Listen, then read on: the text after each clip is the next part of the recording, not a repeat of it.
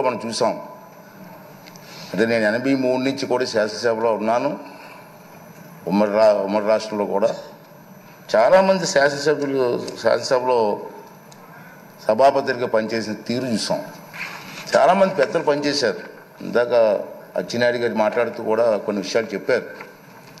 తంగి సత్యనారాయణ గారు కానీ, ప్రతిభా భారతి గారు కానీ, యనమల రామకృష్ణ గారు కానీ, నారాయణరావు గారు, జి నారాయణరావు గారు ఉండేవారు, వారు కానీ, తర్వాత కోడెల శివప్రసాద్ గారు కానీ, వీళ్ళందరూ కూడా సభాపతులుగా పనిచేశారు. మీ అందరికీ తెలుసు. విలువలతో కూడినటువంటి కార్యక్రమాలు పాల్గొన్నారు. సభను సక్రమంగా నడిపించారు. ఉంటాయి కొంతమంది చిన్న చిన్న పొరపాట్లు జరుగుతూ ఉంటాయి. కానీ నా ఉద్దేశం అంటే ఈ సభ అన్నది చాలా గౌరవమైన సభ. నేను 42 ఇయర్స్ నుంచి నేను రాజకీయాల్లో ఉన్నాను, మీకు తెలుసు. నేను అందరూ ఇప్పుడే మాట్లాడారు. అయితే ఈ స్థానం అన్నది చాలా పవిత్రమైన స్థానం. నేను మీ అందరినీ కోరేదంటే, ఇక్కడ చూశాను నేను రాత్రి అన్ని దగ్గర చూస్తే మొత్తం 22 మంది మహిళా ఎమ్మెల్యేలు వచ్చారు ఈ సభలో. నిజంగా చంద్రబాబు నాయుడు గారిని, పవన్ కళ్యాణ్ గారిని అభినందించాలా.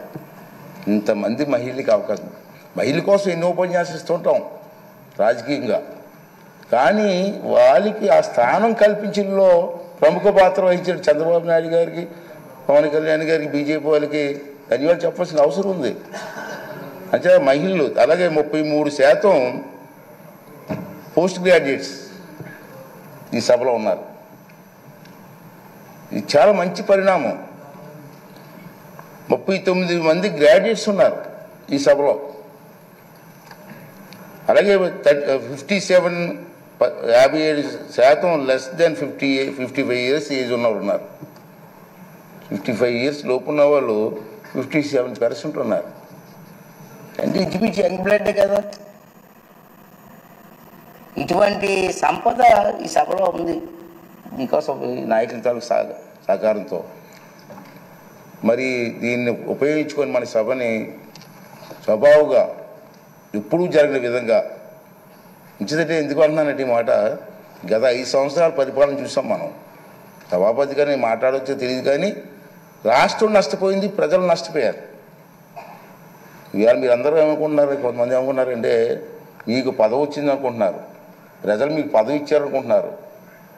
నా దృష్టిలో మనకి ఇచ్చింది పదవి కాదు, బాధ్యత. మనకి ఇచ్చింది ఈ టర్మ్లో మనకి ఇచ్చింది పదవి కాదు, ఒక బాధ్యత ఇచ్చారు. మన భుజస్కంధాలపై బాధ్యత పెట్టారు, ఒక నమ్మకంతో ఇచ్చారు. చంద్రబాబు నాయుడు గారు, పవన్ కళ్యాణ్ గారు, బీజేపీ కలిసి ముందుకు వచ్చారు. ఈ రాష్ట్రానికి న్యాయం జరుగుతుంది, చంద్రబాబు గారు సమర్థవంతంగా పరిపాలన చేసే శక్తి ఉంది అని ఒక నమ్మకం. నేను ఎన్టీ రామారావు గారితో పనిచేశా 83లో, అది ఒక తుఫాన్. కానీ సీట్లు వచ్చాయి, కానీ ఇంత మెజార్టీలు రాలే ఆ రోజులో. ఒకసారి గమనించండి, ఒకసారి మీరు. సీట్లు వచ్చాయి, ఇంత మెజార్టీలు రాలే. ఏంటంటే ఒక ఎమ్మెల్యేకి, మా ఎంపీకి వచ్చిన మెజార్టీలు వచ్చి మనం చూశారు మీరు. దాన్ని మనం ఎప్పుడూ మర్చిపోకూడదని చెప్పి ఈ సందర్భంలో మీ అందరికీ మనం చేస్తున్నాను. అలాగే ఫస్ట్ టైం ఎమ్మెల్యేస్ 88 మంది ఉన్నారు మన హౌస్లో. ఫస్ట్ టైం ఎమ్మెల్యేస్ వారందరినీ నేను కోరేది ఏంటంటే, మీకు అవకాశాలు ఇస్తా, ఎందుకంటే మీరు కూడా మాట్లాడాలి, మీ తాలూకు వాయిస్ వినిపించాలి. మీ అందరినీ నేను కోరేది ఏంటంటే, ఈ హౌస్లో మాట్లాడడం అంటే హౌస్ కోసం కాదు, నా కోసం కాదు, మీకోసం కాదు, ఈ రాష్ట్రం కోసం, రాష్ట్ర ప్రజల భవిష్యత్తు కోసం మాట్లాడాలి. అంచేది ఫస్ట్ టైం ఎమ్మెల్యేస్ కూడా మగమాటం లేకుండా నీకు అవకాశాలు ఇస్తా. అవసరమైతే హౌస్ని 2-3 రోజులు పొడిగిస్తాం, సభానాయకులు మాట్లాడి, తప్పేం లేదు. చర్చ జరగాల. మీ నియోజకవర్గంలో మీరు కావాల్సినటువంటి కార్యక్రమం ప్రజలు అందరూ కోరుకుంటారు. కార్యక్రమం అడుగుతారు మనల్ని.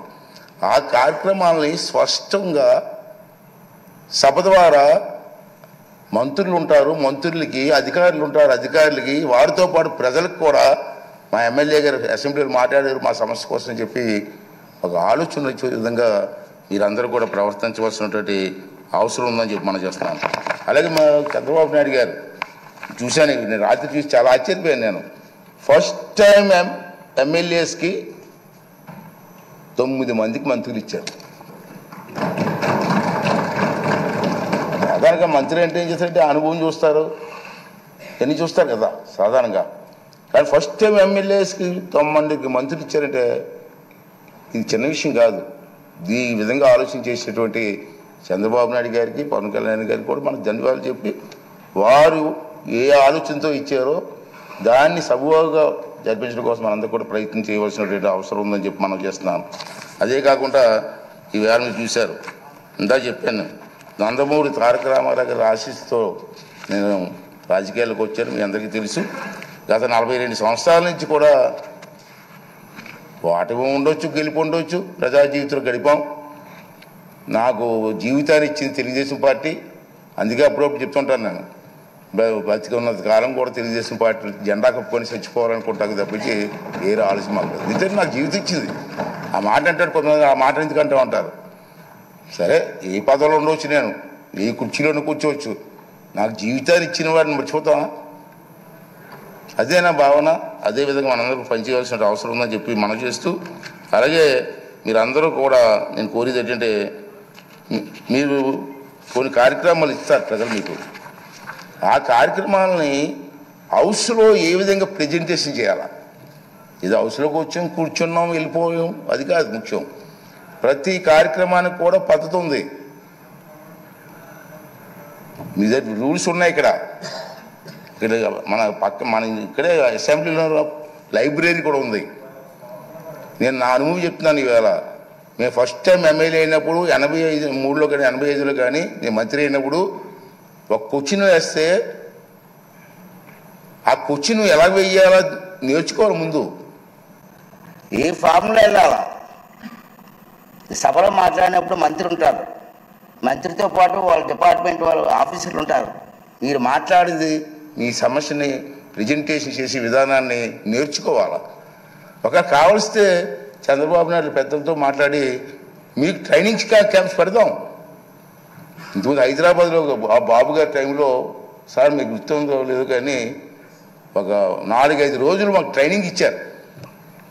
ఎన్టీ రామారావు గారు అయితే అక్కడ గండిపేటలో 9 రోజులు ట్రైనింగ్ ఇచ్చారు మాకు.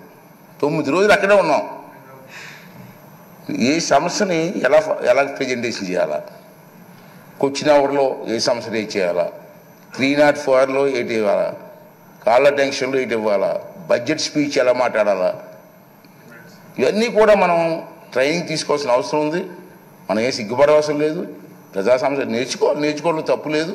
అంచేత మీ అందరినీ కోరేది ఏంటంటే, మీరు తప్పనిసరిగా టైం తీసుకొని, సీనియర్స్ కూడా ఉన్నారు, సీనియర్స్తో కూడా మాట్లాడి మీ ప్రెజెంటేషన్ బాగా చేసి ఈ రాష్ట్ర భవిష్యత్తుతో పాటు మీ నియోజకవర్గ భవిష్యత్తును కూడా మరి ముందుకు తీసుకెళ్ళడం కోసం మీరు ప్రయత్నం చేయవలసిన అవసరం ఉంది. ఇంచేత మిమ్మల్ని టీవీలో సభలో మనమే ఉన్నాం, మనం చూడడానికి కొన్ని లక్షల మంది కూర్చున్నారు బయటని. ప్రతిరోజు మనల్ని అబ్జర్వ్ చేస్తున్నారు.